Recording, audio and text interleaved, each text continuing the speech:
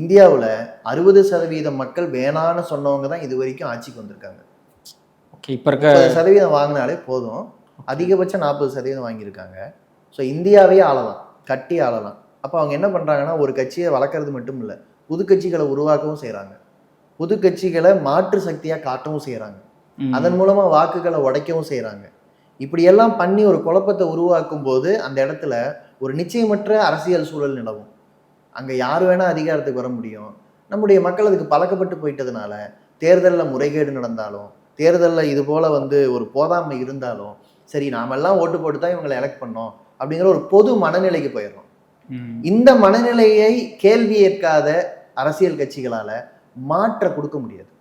Okay, ஏன்னா அதுக்கான சாத்தியம் இல்லை, அதை நோக்கி அவங்க நெருங்க முடியாது. மாற்றுன்னு பேசினா இந்த விஷயங்கள்ல இருந்து பேசணும் அப்படின்னு சொல்றீங்க. நிச்சயமா இதை பேசாம நீங்க மக்களுடைய வாக்கு உங்களுடைய முடிவுகள்ல ரெஃப்ளெக்ட் ஆகாத ஒரு சூழலை வச்சுக்கிட்டு இதே மக்கள்கிட்ட போய் நீ எனக்கு ஓட்டு போடு, நம்ம மாற்ற கொண்டுலாம் வாங்க எல்லாரும் சேர்ந்து பண்ணுவோம்னு சொல்றது ஒரு இல்லாத ஜனநாயகத்து மேல கூடுதலான நம்பிக்கையை கொடுக்கறது.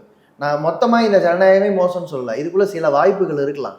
ஆனா இந்த குறைந்தபட்ச வாய்ப்புக்கு உட்பட்டு தான் நீங்க வேலை பார்க்கணும். அப்போ ஒட்டுமொத்த மாற்றம்னு வரும்போது தேர்தலை தாண்டி பேசித்தான் ஆகணும்.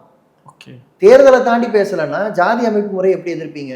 எலெக்ஷன்ல ஆட்சிக்கு வர ஒரு கட்சி ஜாதி ஒழிப்பை பேசியே வந்திருந்தாலும் அது ஜாதியை ஒழிச்சிருமா? முடியாது. சமுதாயத்துல நிலவக்கூடிய அடிப்படையான சில கட்டமைப்புகளை உடைக்காம நீங்க ஜாதியை உடைக்க முடியாது. பாலின பாகுபாட ஒவ்வொரு வீட்டுக்குள்ளேயும் நம்ம பூந்து உரையாட வேண்டியிருக்கு. இதுக்கான உறுதி இல்லாத ஒரு தலைவர், நீண்டகாலமா அப்படிப்பட்ட தலைவர்களை தான் நம்ம பார்த்துட்டு இருக்கோம்.